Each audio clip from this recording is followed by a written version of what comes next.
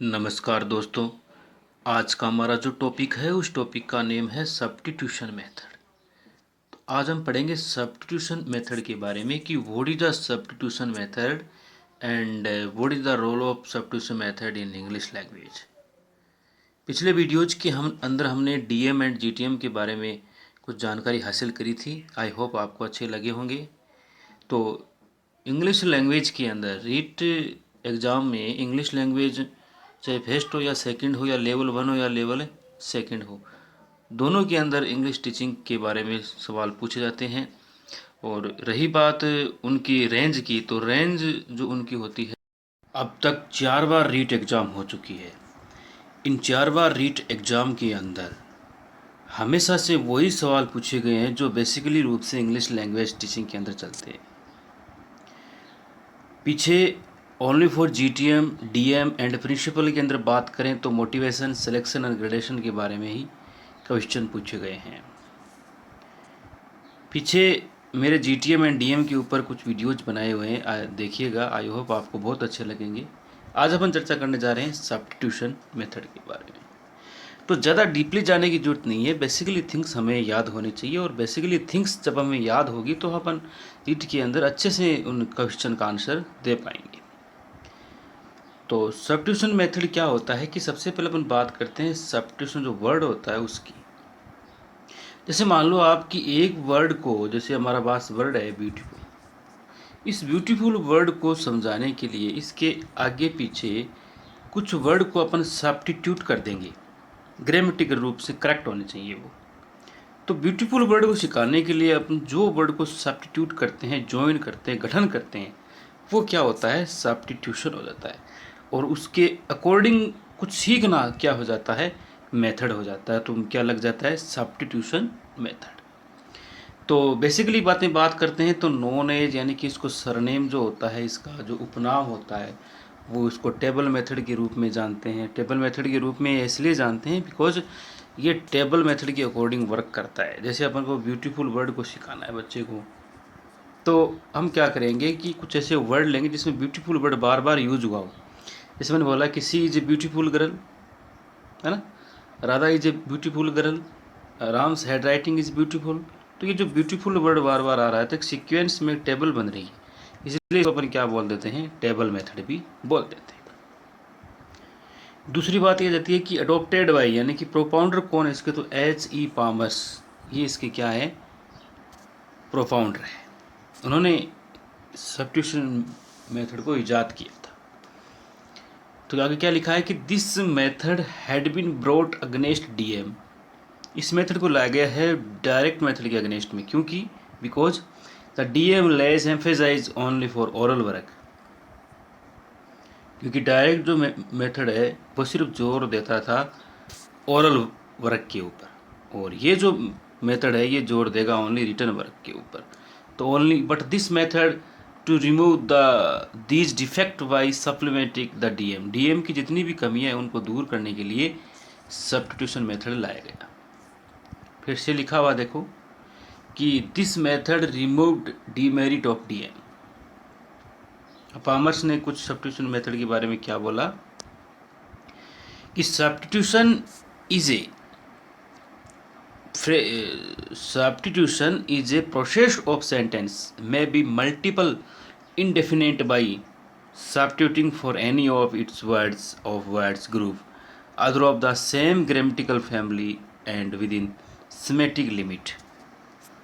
Farmers कहते हैं कि ऐसे सब्स्टिट्यूशन, ऐसे ग्रुप के अकॉर्डिंग मल्टीपल तरीके से अपन सेंटेंस को सीखते हैं एक ग्रामर फैमिली के अकॉर्डिंग। एक ग्रामर फैमिली के अकॉर्डिंग जैसे अपन ब्यूटीफुल वर्ड को वापस लेते सीखना होता है, तो अपन जैसे बोल सकते हैं ना कि this is a beautiful flower, she is a beautiful girl, Radha is a beautiful girl. तो ये जो ग्रामर आ रहा है ना, एक ही फैमिली में आ रहा है, एक ही प्रेजेंट टाइम की बात हो रही है, तो एक ही ग्रामर के रूप में अंदर अपन जब सीखते हैं। आगे है process of this method. This method content a word that we want to teach. इस मेथड को लागू करने का तरीका क्या है, किस प्रकार से अपने बच्चों पे इस मेथड को यूज कर सकते हैं, इस मेथड को लागू कर सकते हैं। तो सबसे पहले हमें एक वर्ड को लेना होगा, एक वर्ड को शामिल करके the sentence should be grammatically correct, वो सेंटेंस क्या होना चाहिए, बिल्कुल ग्रामर के रूप से करेक्ट होना चाहिए। जैसे ब्यूटीफुल वर्ड है, इस एक वर्ड को अपने कंटेंट में शामिल कर लिया और इसको सिखाना है। तो क्या लिखा हुआ है कि सना इज ए ब्यूटीफुल गर्ल और सी इज ए ब्यूटीफुल गर्ल। तो टू टाइप्स, ये जो है ये इसके सब्स्टिट्यूट वर्ड हैं और ये सेंटेंस में ब्यूटीफुल वर्ड बार बार आया, इसके बारे में बच्चे को जानकारी देनी होती है। फिर आगे बढ़ने से पहले मैं आपको बता देता हूँ कि मेरा पीछे जीटीएम और डीएम के ऊपर एक अच्छा सा वीडियोस बनाए गए हैं। वैसे तो मार्केट में बहुत ज़्यादा मटेरियल है, यूट्यूब पर बहुत ज़्यादा मटेरियल, आपको कहीं जाने की ज़रूरत नहीं होती। हर अपने आप में एक्स्ट्रा ऑर्डिनरी होता है, तो हर आदमी का अपना एक वजूद है, वैसे हमारा भी है। तो हमने भी उसके अंदर कुछ ना कुछ ऐसे बेस्ट चीज़ें डालने की कोशिश की, इर्द गिर्द बात नहीं की है, ओनली फॉर स्टिक वार किया हुआ है नीट एग्ज़ाम के ऊपर, और यहीं से ही एग्ज़ाम में पूछे जाते हैं। देखिए दिखावा कम है और क्वालिटी है। तो वैसे बात करते हैं तो टू टाइप से होते हैं हमारे पास सब्स्टिट्यूशन में। एक तो सिंपल सब्स्टिट्यूशन और कंपाउंड सब्स्टिट्यूशन। तो सब्स्टिट्यूशन कितने काइंड होते हैं, टू काइंड्स होते हैं, सिंपल सब्स्टिट्यूशन और कंपाउंड सब्स्टिट्यूशन। देखिए सिंपल क्या होता है कि in this table variable are not interchange. Simple sentence के अंदर अपन चीज़ों को इंटरचेंज नहीं कर सकते। कैसे, देखिए एग्जांपल के समझते हैं। हमारे पास हमने एक टेबल बनाई हुई है कि द शर्ट इज इस मेड ऑफ को हमें सीखना है। तो क्या लिखा हुआ है, this shirt is made of cloth, the ring is made of gold, the cup is made of clay, the table is made of would. तो ये इंटरचेंज नहीं कर सकते। इंटरचेंज करने का मतलब ये आ गया कि we can not change variable gold place of cloth because the shirt is not made of gold. Shirt को अपन चेंज नहीं कर सकते कि the shirt is made of gold because the shirt is made of cloth. तो जो चीज़ जिससे बनी है उसके अकॉर्डिंग हम लेंगे, वो हो गया सिंपल। कंपाउंड के अंदर अपन इसको चेंज कर सकते हैं। कैसे कर सकते हैं कि जैसे Ram has a garden, Sita has a fan, Rohan has a bull. तो ऐसा भी बोल सकते हैं कि राम हैज ए फैन, ऐसे भी बोल सकते हैं Ram has a bull, Ram has a garden, Rohan has a garden, तो सीता हैज ए बुल। किसी प्रकार से आप कुछ भी लगा दो तब भी वो रॉन्ग नहीं होगा, इसलिए इसको बोल देते हैं अपन कंपाउंड सब्स्टिट्यूशन टेबल। तो we can use variable fan and bull place of garden because the sentence will be not be wrong. ठीक। One model sentence repeated by teacher 2 and 3 times। एक मॉडल सेंटेंस को teacher के द्वारा repetition किया जाएगा। जैसे बोला कि she is a beautiful, Radha is a beautiful girl. तो इस सेंटेंस को बाद 2 या 3 बार रिपीट करें, जिससे बच्चे उनको सुनेंगे और उसका अनुकरण करेंगे।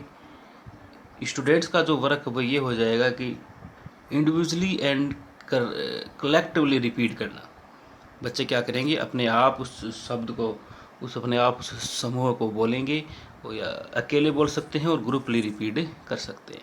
मेन जो मुद्दा है, मेन जो काम है, वो काम हो जाएगा प्रोनाउंसिएशन, एसेंट, इंटोनेशन को करेक्ट करवाना। बच्चे बोलने में उसका प्रोनाउंसिएशन कैसा है, उसका एसेंट कैसा है, उसका इंटोनेशन लहजा कैसा है, उसका उतार चढ़ाव, आरोही अवरोही क्रम कैसा है, ये सारी बातें एक टीचर को चेक करनी होती है। फिर देखिए क्या है कि explained on black board sufficiently used mother tongue. जी हाँ, यही तो मेन बात है ना, कि डायरेक्ट जो मेथड है ना, उसमें अपन क्या करते हैं कि मदर टंग का कोई यूज नहीं होता। जिस लैंग्वेज में पढ़ना है उसी लैंग्वेज में पढ़ना होगा। लेकिन जो सब्स्टिट्यूशन मेथड है, इसके अंदर जहाँ जिस हार्ड वर्ड के अंदर हमें मदर टंग की यूज़ होती है, वहाँ आप मदर टंग का यूज कर सकते हैं। यदि ज़रूरत हो तो तभी करना होता है। इसीलिए तो ये डीएम यानी कि डायरेक्ट मेथड के अगेंस्ट आया है। Students repeat sentence whenever memorise the meaning. यानी स्टूडेंट्स उस सेंटेंस को रिपीटेशन कर सकते हैं अगर उसको मेमोराइज करना होगा, क्योंकि फैक्ट्स होंगे और फैक्ट्स को हमें क्या करना होगा, मेमोराइज करना होगा। विदाउट मेमोराइजिंग थिंग्स को आप उनको क्लियर कर ही नहीं पाओगे।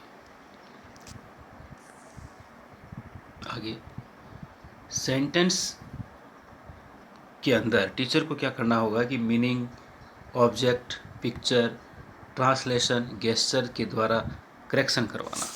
टीचर का वर्क ये होगा कि सेंटेंस का आप मीनिंग बताओ, कुछ ऐसी ऑब्जेक्ट दिखा के बच्चों को समझाने की कोशिश करना, पिक्चर दिखा के समझाने की कोशिश करना।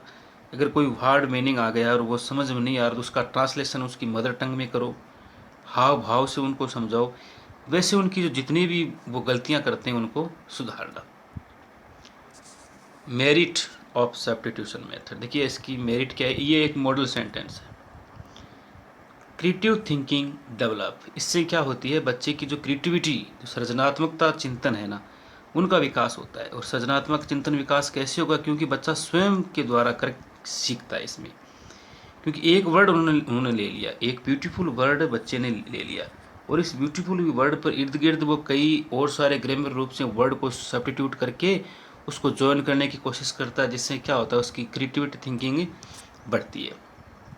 साइकोलॉजी के अंदर हमारे चिंतन, तर्क, कल्पना 3 नए शब्द जुड़े हैं, वही तो चीज़ इसके अंदर आ जाती है।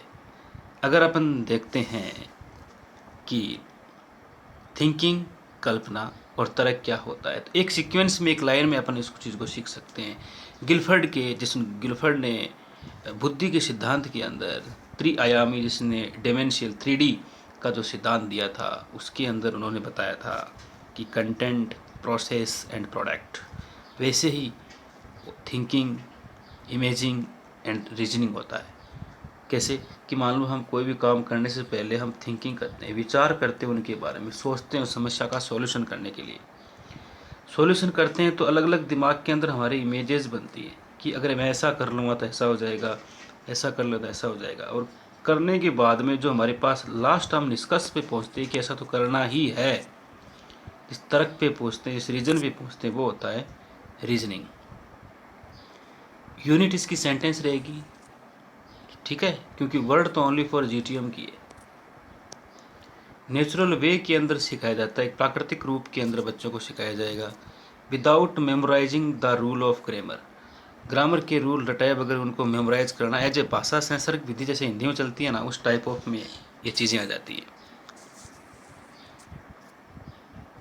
Linguistic material present by systematically, भाषाई पदार्थ, भाषाई तत्वों को एक सिस्टमेटिक रूप के अंदर पेश करना। It is a partly used in school, ये इसकी डीमेरिट है। डीमेरिट क्या क्या है कि it is partly used in school, emphasise on return work, only for return work पर ज़्यादा जोर दिया जाता है। पहली बात कर चुकी हैं, DM के अगेंस्ट है, DM में ओरल, इसमें रिटर्न। इसमें फ्रेज, प्यूटरी, कंपोजिशन नहीं सिखाया जाता, इसमें टेक्स्ट के लिए आइसोलेट को सिखाया जाता है, यानी टेक्स्ट बुक के अंदर ये अलग अलग तरीके से उनको प्रेजेंट किया जाता है। तो ये था हमारा सब्स्टिट्यूशन मेथड। और आपको DM और GTM और अदर प्रिंसिपल्स के बारे में जानना है तो पीछे हमारे वीडियोस बनाए, उसको देखिए आप, बहुत अच्छा चीज़ें हैं, बहुत अच्छा मटेरियल है। वैसे तो सब परफेक्ट तो कोई नहीं होता, लेकिन मेरा मानना है कि इसमें ऐसी चीज़ें हैं जो हमें एग्ज़ाम में अक्सर पूछी जाती है और यही हमारी रीट एग्ज़ाम में आएगी। तो विद्वान बनने की ज़रूरत नहीं है, पेपर को करेक्ट